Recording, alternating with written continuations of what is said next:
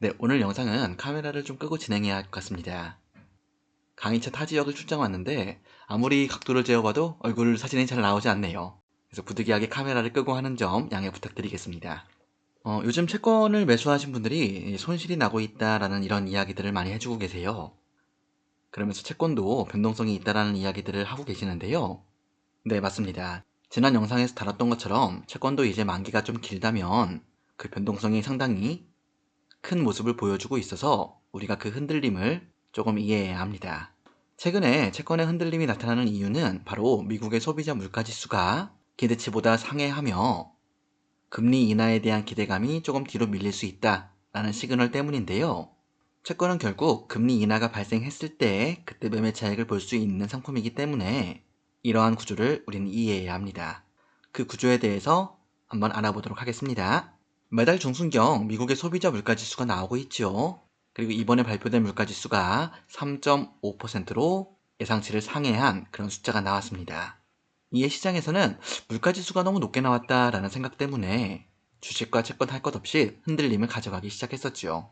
그러면 물가지표가 어떻게 채권에 영향을 주는지 그 내용을 한번 확인해 보도록 하겠습니다. 금리를 결정짓는 곳은 각 국의 중앙은행인데요. 우리나라 같은 경우에는 한국은행이라 부르고 있죠. 지금 나와 있는 페이지는 한국은행의 설립 목적을 발췌한 내용입니다.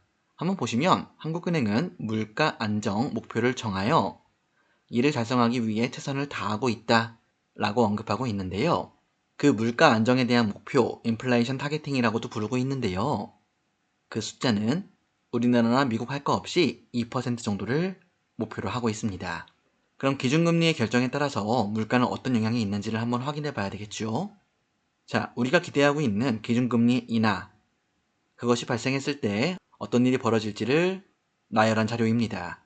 기준금리는 모든 이자율의 기준이 되고 있죠. 그래서 기준금리가 내려가면 예금이자도 내려가고 대출이자도 내려갑니다.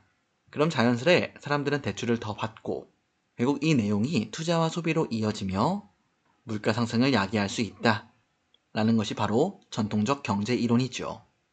이에 기준금리를 내렸을 때 물가를 야기할 수 있는 점, 이 부분이 각 국가의 중앙은행이 신중론을 기할 수밖에 없는 그러한 근거입니다. 그래서 최근에 물가가 안정되지 못하고 조금 더 올라가는 모습은 결국 조기에 기준금리를 인하하지 못할 것이다 라는 시장의 기대 심리가 반영된 것이라고 보시면 될 것 같습니다. 그럼 미국에서 이야기하는 금리 인하는 언제쯤 발생할 수 있을까요?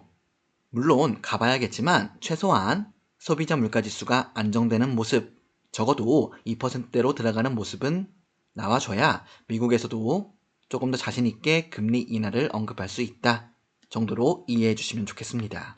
그럼 마지막으로 미국채 10년물의 이자율 변화를 한번 보시고요. 그리고 우측에는 7년에서 10년 사이에 미국채를 담고 있는 ETF입니다. 해당 ETF의 그래프는 그 가격이라고 이해해 주시면 좋을 것 같아요. 자, 그럼 볼까요? 미국채 10년물이 4.9%를 찍고 그 다음에 쭉 내려온 모습 보이실까요? 국채의 이자율은 채권 가격과 반대로 움직이고 있습니다. 그래서 이자율이 내려왔던 그 시기에는 채권값이 상승하는 그러한 시기로 우리가 이해할 수 있죠. 그런데 최근에 미국의 물가지수가 잡히지 않는 그런 모습을 보여주면서 미국채 10년물의 이자율은 위로 올라가는 모습이 또 나왔습니다. 이젠 어떨까요?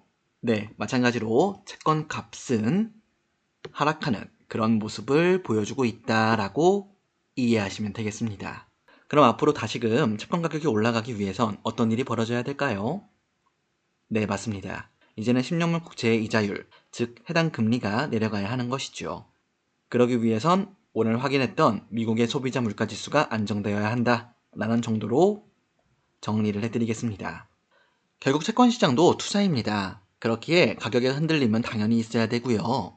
그나마 조금 위안을 가져갈 수 있는 건 중장기적으로 봤을 때 다시 금리 인하 사이클은 올 것이라는 기대를 갖고 채권에서 나오는 이자를 수령하며 인내를 하시면 좋겠다 정도로 마무리 짓도록 하겠습니다. 감사합니다.